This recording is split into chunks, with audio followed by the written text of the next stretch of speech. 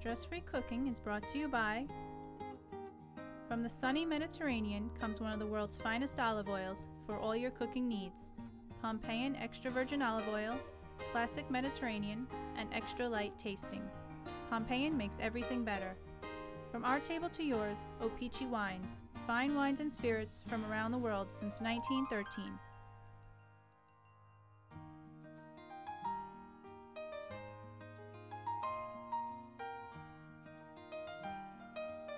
Cutco, the world's finest cutlery.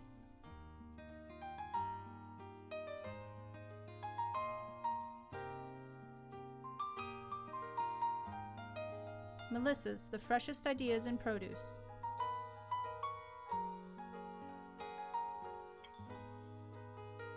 And Sub-Zero Wolf Appliances.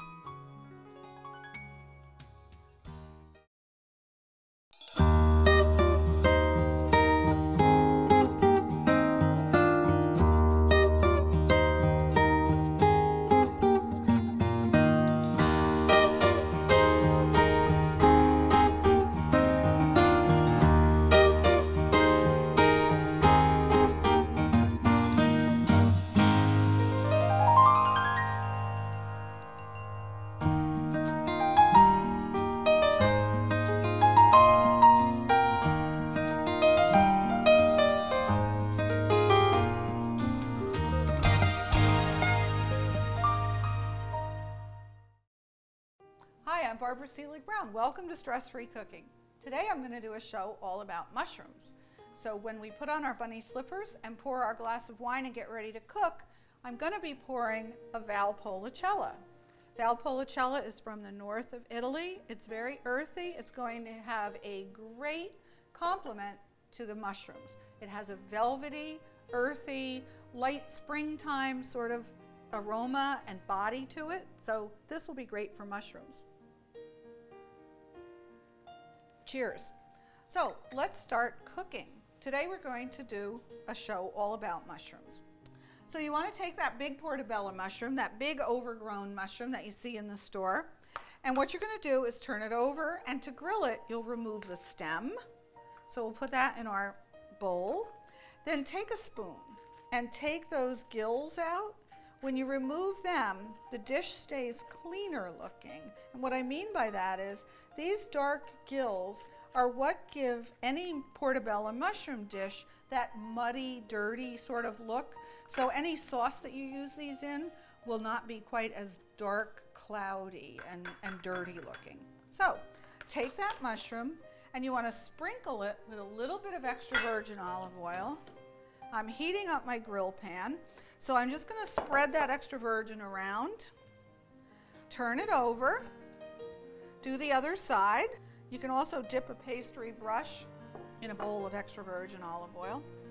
And then we're going to put it into our grill pan and just let that sit for a little bit. So while that's grilling, let's get the other part of this dish ready.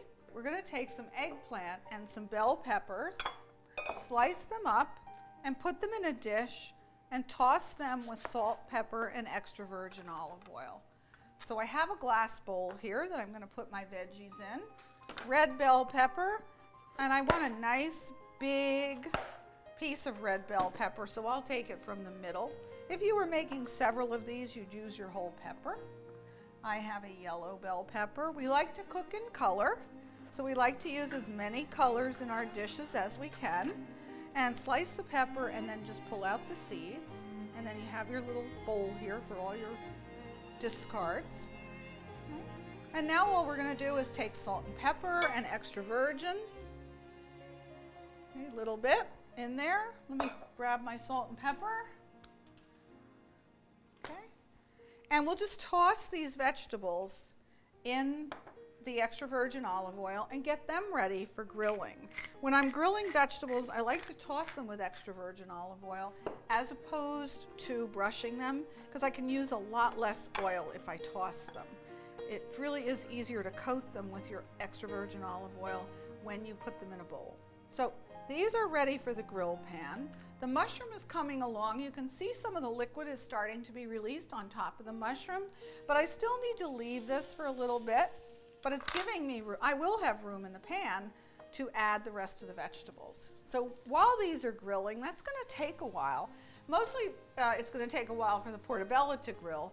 The bell pepper and the eggplant will cook in no time, but the portobello is going to take a while. One of my favorite dishes to make is stuffed mushrooms. So for the stuffed mushrooms, what I'll need is a diced onion, some garlic that's been minced. I'm going to put in some pancetta, which is Italian bacon. Really, it's not bacon because it's not smoked like our bacon, but it's from the belly of the pig, and for all intents and purposes, we could call it Italian bacon. So we're going to chop the garlic, and what we do is we take our chef's knife and just hit it with the side of the chef's knife, pull off the skin, give it a nice dice, and go back and forth a few times, holding hands on one end of the knife.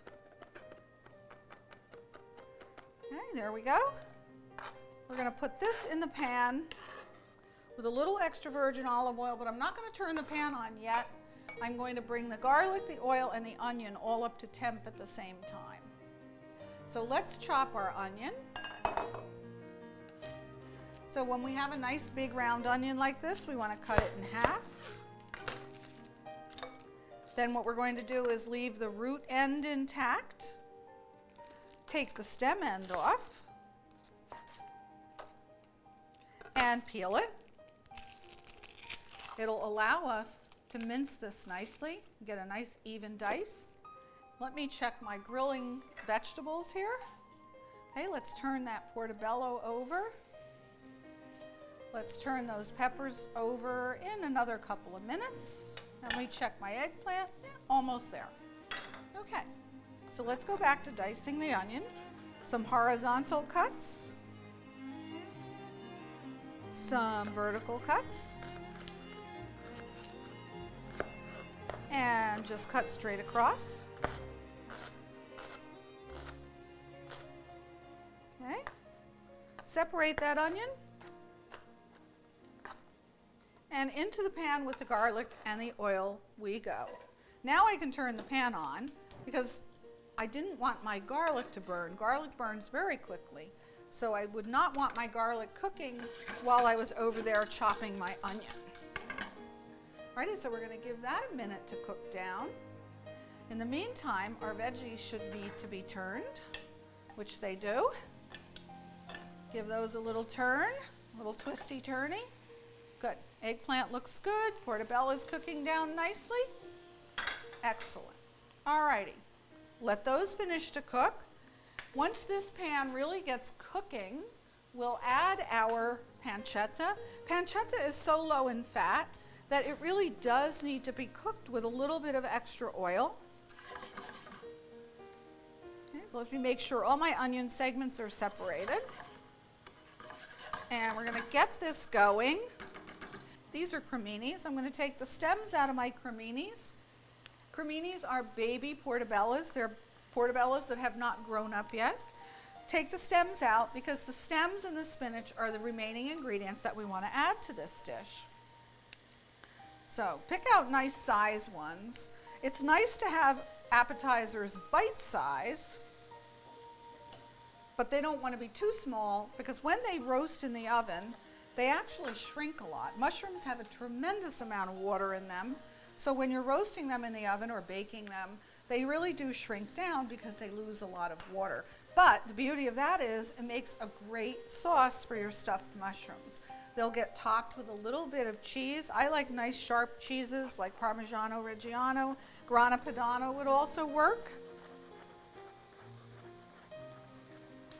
The legends of Italy are the Grana Padano and the Parmigiano Reggiano cheese. They've been around for centuries. They're a staple in the Italian household, and they're just delicious. Parmigiano is a little sharper than Grana. Grana has a little bit more of a nutty, sweeter flavor to it, but they're both wonderful cheeses, whether you use them for cooking or whether you use them as table cheeses. We're going to add these chopped mushroom stems to the pan.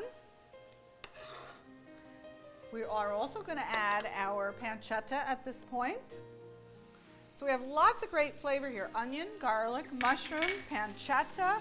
The last thing we're going to do is add the baby spinach. That baby spinach will cook down in no time.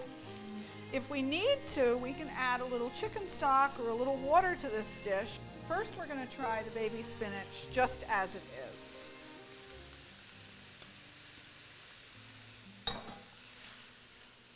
Okay, so we'll let this cook a minute. Baby spinach cooks down to nothing. So sometimes it does seem like a little bit of an extravagance, but it's always such a nice addition to any dish. I love it. You don't even have to chop it. You don't have to remove the stems. It's a convenience, and sometimes we're willing to pay for those conveniences. Now, vegetables always have differences, variables, and in this case, these mushrooms are not quite as water-filled as some that I've used before, so I am going to add some chicken stock to this dish to help cook down that spinach. It's just like when you're baking. Flour has different water contents or different levels of moisture based on the humidity, how old it is. Same with vegetables. Sometimes they're grown in a little different fashion. It's been a drier season. You just never know. It's a great idea to have a container of stock in your refrigerator as a backup. When you get into trouble, you can always add stock to something to help stretch something or help something become unstuck from the pan. Okay, so just another minute or two on this, and we'll be ready to stuff our little mushroom caps, put them in an oven-safe baking dish, pop them in the oven, bake them about 20 minutes. When they come out of the oven, we'll sprinkle them with cheese. The cheese will melt right away, and we'll be all set to taste. Okay. All right, while this is cooking down for another minute, let's grab the baking dish that we're going to put the mushrooms into and get that ready. So as we fill the mushrooms, we'll put them right into the baking dish. And that looks just about right. Let that cool down for just a second. And just take a tablespoon of our mixture. Fill your mushroom caps.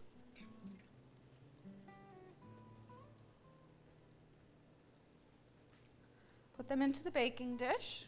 Okay, this takes a little bit of time, but it's worth it in the end. This is one of those dishes when it comes out of the oven. It's all individual servings. Great appetizers for a party. All right, our mushrooms are all stuffed. Let's get them in the oven. They'll take about 20 minutes at 425. Let's make a great little shrimp scampi that we're going to serve as a salad on top of our grilled portobellos. So I have my pan heating up, little extra virgin olive oil. Let's add some minced garlic, and you know, it's always a nice idea to have a little minced garlic already done so that you can use it for several days in your cooking. Just cover it up and keep it in the refrigerator. Let this cook a bit. And then I have some shrimp. These are large shrimp. They're raw, they're peeled and deveined. It's really important to take the vein out of the shrimp so that it looks nice. And I also took the tails off of them, or at least I think I took all the tails off of them. You know, it's just easier to eat it if you take the tails off. It looks really pretty when you're serving it as a shrimp cocktail if you leave the tails on. But in this case, since I'm tossing this with a salad, I just want to make sure that I got all those tails off. Okay, my pan is nice and hot. My garlic smells good. Let me add the shrimp. This will just take a minute. Toss this around. You don't want to overcook them. Turn the heat down a little bit. It's only going to take a minute or two on each side. And while we're waiting for them to cook, what we're going to do is whisk up a quick dressing. We have a lot of garlic flavor in there, and we're going to serve this with some mixed greens on top of that grilled portobello. So pour the balsamic vinegar in the dish first. Slowly whisk in extra virgin olive oil. Whisking the dressing allows it to come together and also stay together longer so it doesn't separate on you. Now let's add a pinch of salt. Fine sea salt. I love sea salt. It has more flavor. It's the biggest bang for the buck in the salt world. There's really no need to buy table salt. Table salt has a lot of additives to keep it extra white and really free-flowing, but who needs all those additives? Kosher salt is great. It's something that dissolves very quickly, but I find that sea salt works very